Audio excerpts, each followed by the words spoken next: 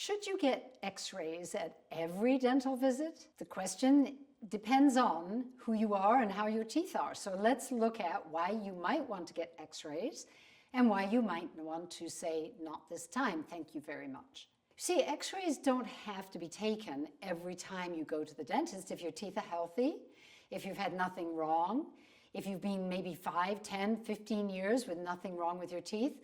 Why do they keep taking x-rays? Now, x-rays can look for hidden cavities, that's true. X-rays can look for bone levels, and that's important. And the other thing that x-rays can do is they can, if somebody is looking closely, tell you if your teeth appear to be getting stronger because they are mineralizing. Now, how does this happen? Well, when you take an x-ray, the x-ray goes through and bounces back from hard substances. And the more the x-ray bounces back, the more scatter, basically, the stronger or harder or more mineralized is that substance. So when you look at an x-ray of teeth, what you would see is the outside enamel is the whitest. It's the most densely mineralized. And then the inside part is less mineralized, so it's more of a gray. And if there's a part where there's been loss of minerals, it will look black. Now, this is really clever marketing for a dentist who wants to do a filling, because a black hole isn't necessarily a hole in your tooth.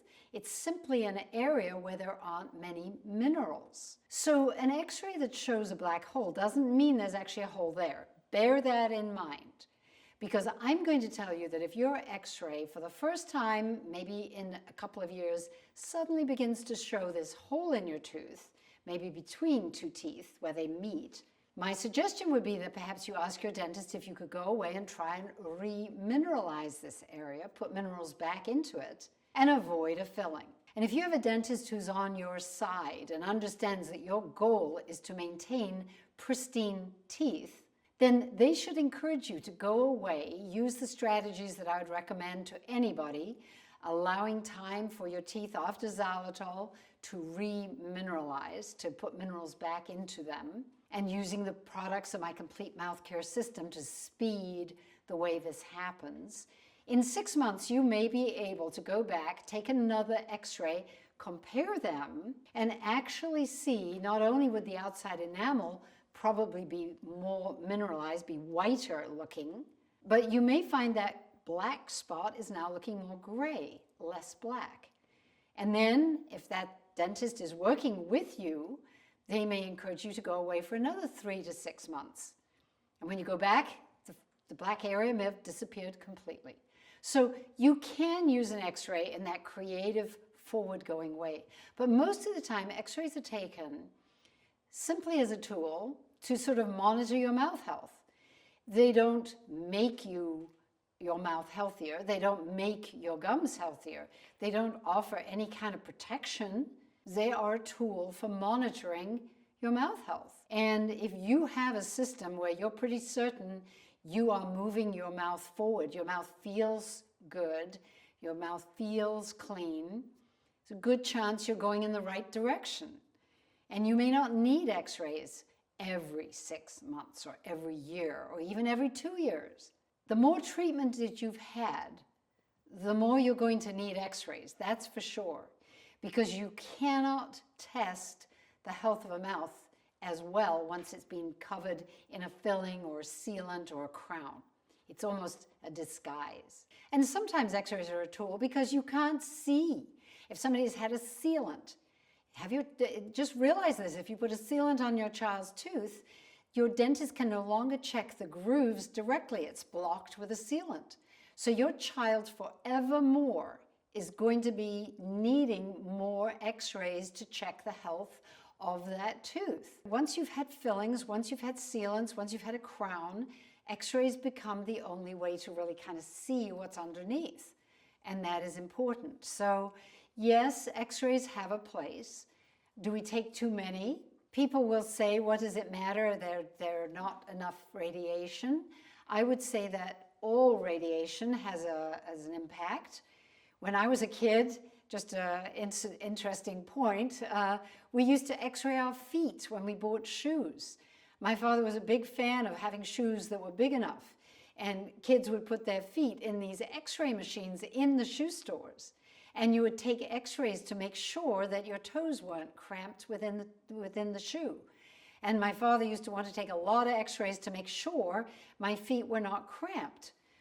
It's a scary thing to think back, because that was a lot of radiation for a little kid at that stage. These x-ray machines in shoe stores quietly disappeared somewhere in the 50s, and I haven't seen one since. But just be aware that we don't always know the damage of things we can't see. The more you can restrict x-rays, the better. I believe that there are foods that you can eat, usually lots of vitamin C type foods, that can help protect you a little bit from x-rays and radiation damage to your body. Check into those. You can do a search online. Dr. William Lee is one of my favorite doctors for advice about nutrition. And he talks a lot about having grapefruits and oranges before and after you might be subject to radiation damage. And that apples were one of the foods eaten after there was a disaster of radiation proportions at Chernobyl, and the children there were given apples and found that that was very helpful to reestablish their gut health. So there are foods that can help us. I would always ask for the protective apron, the lead apron, particularly if you're having a panoramic x-ray. You can ask to have a thyroid collar put around your neck to protect you. And be aware that I think sometimes those in the business see it all as a daily, oh, just another x-ray, but for you, especially if you've had x-rays for other parts of your body, may really want to reduce your exposure. And I understand that and think you should discuss it with your doctor, with your dentist, with your hygienist. How much do you need that x-ray? So we did a video about how often should you have dental cleanings, and I asked people to leave their comments and their experiences in the comments below. In this video, again, if you're finding trouble talking to your dental professionals, or if you've got somebody who's really been helpful, I'd love to hear where we are in today's world with this whole topic of x-rays. And, you know, are you being heard? Are you being understood? And do we need to make a little more noise? Because you know me, I'm always here to try and help everybody have the healthiest, best dental experience possible. If you like this video and you'd like to look at the one about how often you should have dental cleanings, we will link it here below, along with a link to my website, drellie.com, where I'd highly recommend you check out the complete mouth care system.